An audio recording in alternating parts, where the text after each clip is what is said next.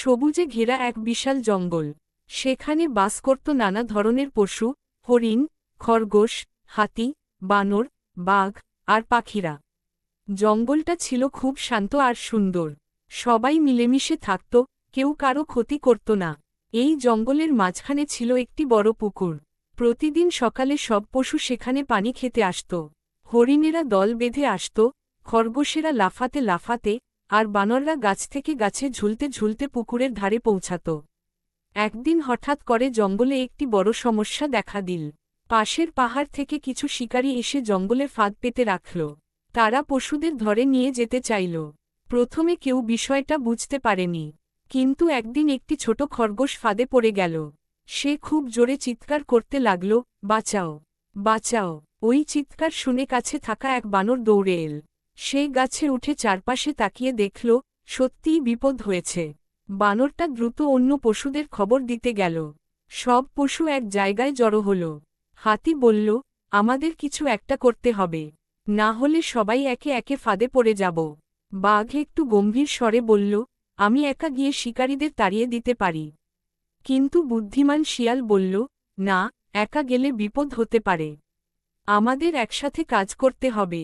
সবাই শিয়ালের কথায় রাজি হল। তারা একটি পরিকল্পনা করল। পরিকল্পনা অনুযায়ী বানররা গাছে উঠে শিকারীদের অবস্থান খুঁজে বের করবে। পাখিরা আকাশ থেকে নজর রাখবে। হাতিরা শক্তি দিয়ে ফাঁদগুলো ভেঙে ফেলবে। আর বাঘ ও শিয়াল একসাথে শিকারীদের ভয় দেখাবে। পরের দিন সকালেই তারা কাজ শুরু করল। বানররা দ্রুত গাছে উঠে শিকারীদের দেখতে পেল। তারা নিচে খবর দিল। পাখিরা আকাশে উড়ে শিকারীদের ওপর নজর রাখল। শিকারীরা যখন অন্যদিকে ব্যস্ত, তখন হাতিরা এসে একে একে সব ফাঁদ ভেঙে ফেলতে লাগল। এদিকে বাঘ আর শিয়াল একসাথে শিকারীদের সামনে হাজির হল। বাঘের গর্জন শুনে শিকারীরা ভয় পেয়ে গেল। শিয়ালও চিৎকার করতে লাগল। একসাথে এত পশুর আক্রমণ দেখে শিকারীরা আর সাহস পেল না। তারা দ্রুত জঙ্গল ছেড়ে পালিয়ে গেল। সব পশু তখন খুব খুশি হল। খরগোশটি, যেটি ফাঁদে পড়েছিল, এখন মুক্ত।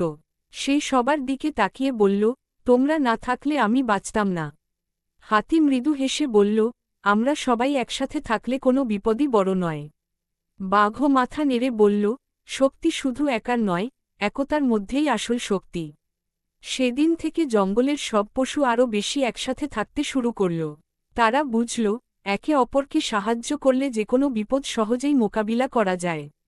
জঙ্গল আবার আগের মতো শান্ত হয়ে উঠল। পাখিরা গান গাইতে লাগল, হরিণেরা দৌড়াতে লাগল, আর খরগোশেরা আনন্দে লাফাতে লাগল।